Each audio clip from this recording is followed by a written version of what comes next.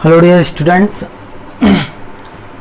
now we are going to discuss a new chapter in class 11th chemistry, that is chemical bonding. Chemical bonding में हमें क्या पढ़ना है? हमें chemical bonding में ये पढ़ना है कि कैसे एटम्स जो हैं वो बॉन्ड के थ्रू क्या होते हैं, एक दूसरे से मिलते हैं और एक नए कंपाउंड को बनाते हैं. जैसे NaOH हमने पढ़ा है, H2O पढ़ा है. तो H2O में दो हाइड्रोजन और एक ऑक्सीजन के एटम क्या है, अटैच हैं. तो वो किस बॉन्ड के थ्रू अटैच हैं और ऐसे क्या कॉन्सेप्ट है जो ये डिफाइन करते हैं कि आखिर मतलब ऐसा क्यों होता है कि दो एटम्स आपस में आकर जुड़ते हैं. क्यों? कुछ ही कॉम्बिनेशन ही पॉसिबल है. जैसे H2O पॉसिबल है, H2O2 भी पॉसिबल है, लेकिन H3O पॉसिबल नहीं है या HO2 पॉसिबल नहीं है. तो इस तरीके से हम इन सब चीज़ों को समझने की कोशिश करेंगे. तो बेसिक से अगर हम स्टार्ट करें तो सबसे पहला कॉन्सेप्ट आता है कोसेल-लुईस कॉन्सेप्ट. कोसेल-लुईस ने सबसे पहले ये डिफाइन करने की कोशिश की कि आखिर ऐसा क्यों है कि दो एटम्स पास पास आते हैं और एक नए कंपाउंड का फॉर्मेशन करते हैं. तो इन्होंने पहले एटम्स को दो पार्ट में डिवाइड किया. इन्होंने एटम्स को क्या किया, दो पार्ट में डिवाइड किया. और वो दो पार्ट क्या थे, जिसमें पहला पार्ट था हमारा कर्नल.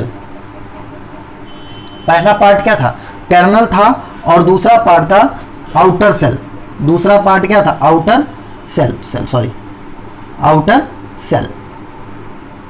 तो इन्होंने एटम्स को दो भागों में डिवाइड किया. तो कर्नल क्या होता है, कर्नल होता है हमारा जो इनर मोस्ट सेल है. इनर सेल जो मतलब जस्ट आउटर से पहले वाली सेल है. इनर सेल मतलब इनर सेल में अधिकतर सारी आ जाती हैं. और प्लस क्या हो जाएगा, न्यूक्लियस. देखिए सेंटर पर क्या है, न्यूक्लियस है. और न्यूक्लियस के चारों तरफ क्या होते हैं, सेल्स होते हैं. हमने एटॉमिक स्ट्रक्चर में पढ़ा हुआ है. तो एक तो ये आउटर सेल हो गई, ओके, एक ये आउटर सेल हो गई और ये दोनों क्या हो गई, इनर सेल हो गई और ये न्यूक्लियस. तो इन जो ये थ्री हैं इनर वाले, nucleus plus outer shell inner shell, each called kernel. ये पूरा क्या है, ये पूरा है कर्नल. और ये जो आउटर मोस्ट सेल है इसे हम कहते हैं आउटर सेल कहेंगे. तो आउटर सेल में ही जो इलेक्ट्रॉन्स होते हैं वो पार्टिसिपेट करते हैं. इन्होंने इसको इस तरीके से समझाया. इन्होंने बनाया एक क्यूब. इन्होंने एक क्यूब बनाया और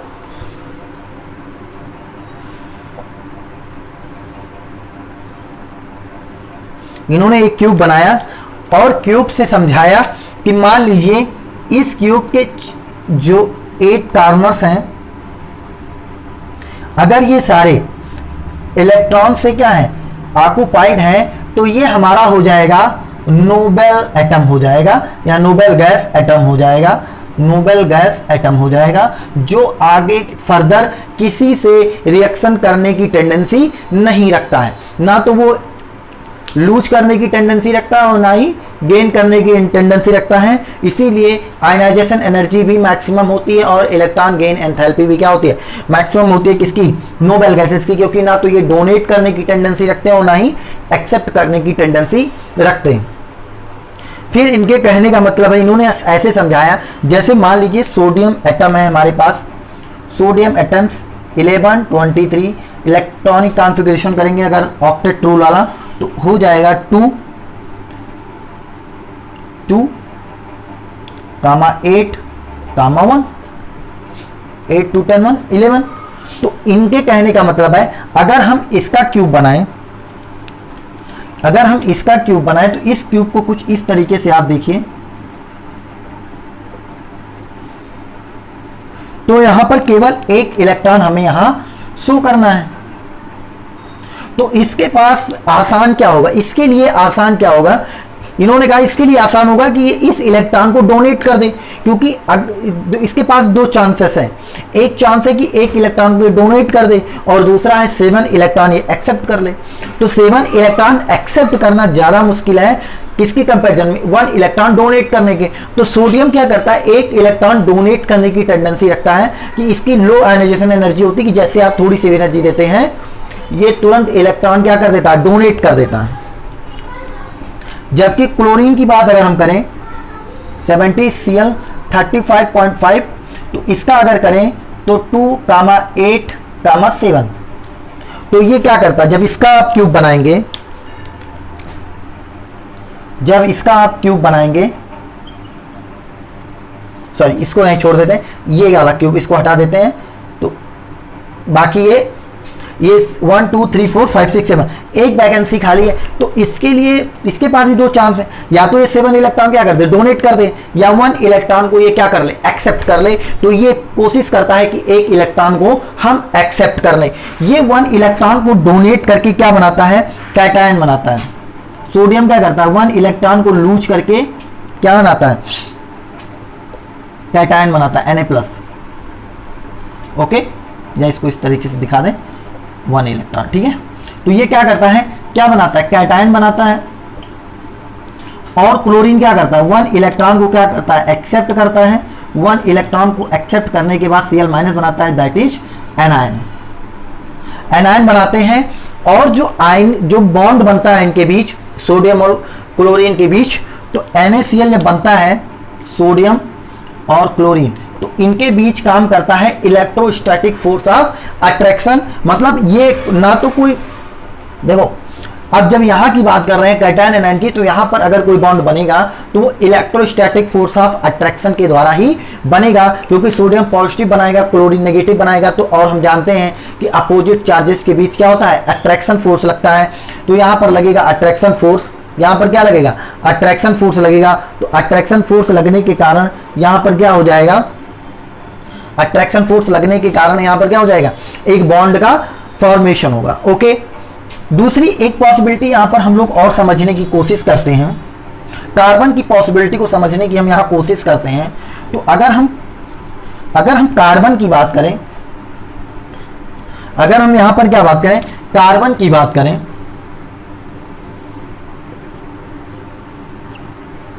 तो कोसेल-लुईस कंसेप्ट के थ्रू कार्बन के 1 2 3 4, कार्बन का 6 होता है 2,4।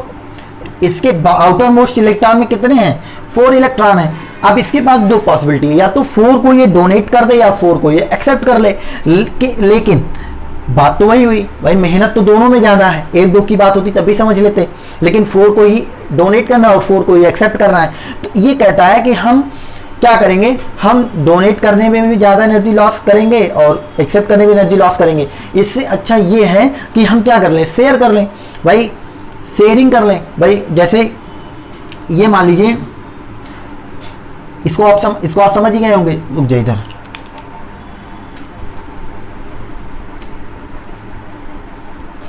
देखिए लुईस डॉट स्ट्रक्चर भी समझ लेते हैं। जैसे हमको मेथेन बनाना है, तो कार्बन, ये कार्बन है, ये क्या है, कार्बन है। तो कार्बन के जो आउटर मोस्ट सेल के इलेक्ट्रॉन है 4, वो उसने बाहर की तरफ ऐसे दिखा दिए। ओके, दिखा दिए। अब ये चाहता है कि हम शेयर करके अपना ऑक्टेट क्या करें, पूरा कर लें। तो जब मेथेन हाइड्रोजन में क्या होता है, 1 इलेक्ट्रॉन होता है, हाइड्रोजन में कितना होते हैं, 1 इलेक्ट्रॉन होता है। ये सोचता है 1 इलेक्ट्रॉन हमको कहीं से और मिल जाए तो हम क्या हो जाएंगे, हम हीलियम हो जाएंगे। और हीलियम हम सबको पता है वो क्या होती है, नोबल गैस होती है, और उसके पास भी टेंडेंसी नहीं होती ना तो रिएक्ट करने की, ना डोनेट करने की, ना ही एक्सेप्ट करने की। तो हाइड्रोजन जब यहाँ पर आएगा, हाइड्रोजन जब आएगा, तो हाइड्रोजन जब यहां पर आएगा तो वो अपने 1 इलेक्ट्रॉन यहां बाहर वाले यहां पर रख देगा। बाहर वाले अपने इलेक्ट्रॉन हाइड्रोजन भी क्या करेगा, रख देगा। और कार्बन से कहेगा कि देखिए सर, आप ऐसा कीजिए कि आप मेरे इलेक्ट्रॉन को भी अपना समझिए और मैं आपके इलेक्ट्रॉन को अपना समझता हूं, हम शेयर कर लेते हैं। क्योंकि मेरे पास भी उतनी एनर्जी नहीं कि मैं एक्सेप्ट और डोनेट कर सकूं, और आपके पास भी उतनी एनर्जी नहीं कि आप एक्सेप्ट और डोनेट कर सकें। तो हम क्या करते हैं, हम शेयर कर लेते हैं। तो शेयर करने के लिए क्या करेगा, यहां पर देखिए ये कार्बन का इलेक्ट्रॉन है, ये हाइड्रोजन का इलेक्ट्रॉन है। तो हाइड्रोजन इस इलेक्ट्रॉन को भी क्या करेगा, अपना समझेगा। Am I right? तो इस हाइड्रोजन के आउटर मोस्ट में कितने इलेक्ट्रॉन है, 2, और 2 हो जाएगा तो क्या बन जाएगा, हीलियम। यहां पर भी क्या है, आउटर मोस्ट में 2 इलेक्ट्रॉन हो जाएंगे, इसके भी 2 हो जाएंगे और इसके भी क्या हो जाएंगे, 2। अब कार्बन क्या करेगा, कार्बन कहेगा कि मैं हाइड्रोजन के इलेक्ट्रॉन को अपना समझूंगा, तो ये कुछ इस तरीके से ये ऐसे हो जाएगा। तो अब देखिए, अब कार्बन के आउटर मोस्ट इलेक्ट्रॉन को देखिए, 2 2 4 2 6 2 अब 8 इलेक्ट्रॉन आउटर मोस्ट में हो गए ना, क्योंकि उसने शेयर कर लिया कि आप हमारे को अपना समझिए, हम अपने आपके वाले को इलेक्ट्रॉन को अपना समझेंगे। तो इस तरीके से हम डिफाइन करते हैं। ये होती है कोवैलेंट बॉन्डिंग, इसे हम कहते हैं कोवैलेंट बॉन्डिंग। ठीक है, तो हमें 2-3 तरह के बॉन्डिंग पढ़ने हैं। पहला पढ़ना है आयनिक बॉन्ड, सेकंड पढ़ना है हमें कोवैलेंट बॉन्ड, और एक और पढ़ना है कोऑर्डिनेट बॉन्ड। तो इस तरीके से ये चैप्टर बहुत ही ज़्यादा इंपॉर्टेंट है, क्योंकि इसके बिना आप केमिस्ट्री नहीं समझ सकते। ओके, बेसिक है, हम बेसिक से धीरे धीरे अच्छे से एक एक पॉइंट को समझते हुए चलेंगे।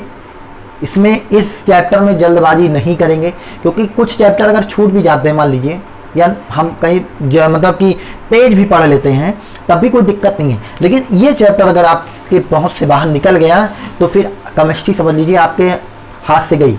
तो इस चैप्टर को आप अच्छे से समझिए, कैसे आयनिक बॉन्ड बनता है, कोवैलेंट, लुईस कंसेप्ट क्या होता है, इलेक्ट्रॉन्स कैसे शो करते हैं, कैसे बॉन्डिंग होती है। अभी हम 2-3 थ्योरी भी पढ़ेंगे, आपको हर एक चीज़ क्लियर हो जाएगी, आप टेंशन मत लीजिए, बस इसको समझने की कोशिश करिए। तो अब हम लुईस डॉट स्ट्रक्चर समझ लिए हैं, मतलब कुछ होता नहीं है, बस बाहर के आउटर मोस्ट सेल के इलेक्ट्रॉनों को दिखाना पड़ता है। तो हमारे NCERT बुक में 2-3 लुईस स्ट्रक्चर दिखाए गए हैं। जैसे मान लीजिए कार्बन का, तो कार्बन के तो 4 है, उसको हमने दिखाई दिया, 1 2 3 4, आउटर मोस्ट को दिखाना है। नाइट्रोजन पे आ जाइए, तो नाइट्रोजन कितना होता है 2,5, लास्ट वाले में कितने हैं 5 है, तो दिखा दीजिए 1 2 3 4 और ये 5। तो यहाँ पर क्या होता है, ये अब नाइट्रोजन में देखिए, नाइट्रोजन में क्या है 1 2 3, ये तो शेयर कर लेगा, लेकिन यहाँ 2 इकट्ठे 2 बच रहे हैं, तो ये क्या करेगा, दोनों शेयर कर लेगा। तो जब दोनों शेयर करेगा तब बनेंगे क्या, कोऑर्डिनेट बॉन्ड बनेगा। तो इस तरीके से हम लोगों ने समझ लिया है। अब हम कुछ मतलब जिस पर उन्होंने लुईस, ये जो हम पढ़े लुईस कोसेल लुईस थ्योरी, इसका जो रिजल्ट था, रिजल्ट हम लोग देखने की कोशिश करते हैं। तो रिजल्ट में पहला है कि एक, अगर हम ध्यान से देखें यहाँ पर, तो अगर इधर देखें तो इधर है एल्कली मेटल्स हैं, पीरियोडिक टेबल में इधर क्या है एल्कली मेटल्स हैं। और एल्कली मेटल्स क्या होती हैं, लिथियम, सोडियम, पोटेशियम, रुबिडियम और ये सीजियम। ये क्या करते हैं, इलेक्ट्रॉन डोनेट करने की टेंडेंसी रखते हैं, लो आयनाइजेशन एनर्जी होती है, हल्की सी एनर्जी देने के इलेक्ट्रॉन लूज कर देते हैं। इधर क्या होता है, इधर होता है हैलोजन्स। अगर आपने पढ़ा ना हो तो पढ़ लीजिए, टाल्कोजन्स, निकोजन्स और हैलोजन्स। ठीक है, तो हैलोजन्स होते हैं फ्लोरीन, क्लोरीन, ब्रोमीन, आयोडीन और एस्टेरीन। उसके बाद नोबल से होते हैं, नोबल गैसेस होती हैं। नोबल में है helium, neon, argon, krypton, xenon और रेडॉन। तो पहला कॉन्सेप्ट कहता है कि एल्कली मेटल्स जो मोर इलेक्ट्रोपॉजिटिव, इलेक्ट्रोपॉजिटिव मतलब जो बहुत तेजी से पॉजिटिव चार्ज बनाने की टेंडेंसी रखते हैं, तो ये मोस्ट इलेक्ट्रोपॉजिटिव। मोस्ट इलेक्ट्रोनेगेटिव ये हैं जो नेगेटिव मतलब इलेक्ट्रॉन को एक्सेप्ट करके नेगेटिव जनरेट करने की कोशिश करते हैं, हैलोजन्स होते हैं। ये दोनों सेपरेटेड हैं किसके थ्रू, नोबल गैसेस के थ्रू। ये एक दूसरे से क्या है, सेपरेटेड है। ऐसा क्यों बोल रहे हैं, जब हम इधर ऐसे नॉर्मली पीरियोडिक टेबल देखेंगे तो हमें लगेगा कि हम एल्कली से सीधा नोबल की तरफ जा रहे हैं।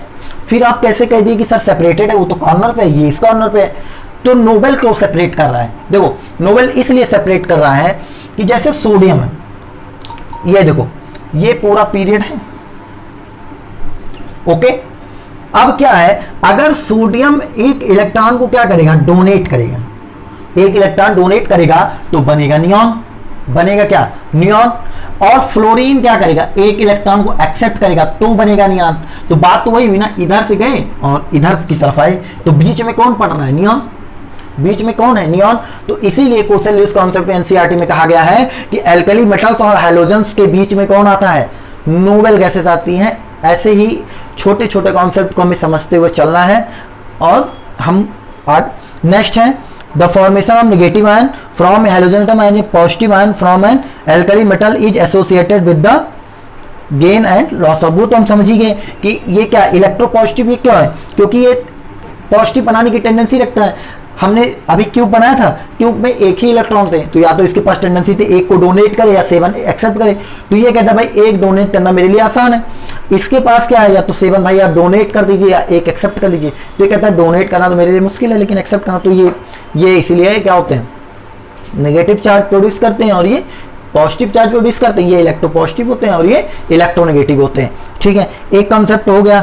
एक और है कि the negative and positive ion दस formed attain stable noble gas electron the noble gas with the exception of helium which, देखो कुछ नहीं है, इनके कहने का मतलब है कि नोबल गैस के बारे में इन्होंने कहा है कि इनके आउटर मोस्ट में क्या होते हैं 8 इलेक्ट्रॉन होंगे, तब ये क्या हो जाएगा, नोबल गैस हो जाएगा, एक्सेप्ट हीलियम, क्योंकि हीलियम के आउटर मोस्ट इलेक्ट्रॉन में कितने होते हैं, 2 ही होते हैं। ठीक है, तो अब जैसे नियॉन है, 1 2 का करके दिखा देने, तो इसका करेंगे, नियॉन का कितना होता है, हाई ऑक्टेन होता है, 2,8 आउटर मोस्ट में 8 इलेक्ट्रॉन है, और वही फ्लोरीन चाहता है, फ्लोरीन का करोगे तो 9F, इसका हो जाएगा 2,7, ये चाहता है कि मैं 1 इलेक्ट्रॉन एक्सेप्ट करूं, इसके पास एक्सेप्ट करने की टेंडेंसी है, एक्सेप्ट करेगा तो 8 हो जाएगा, तो ये नियॉन बन जाएगा।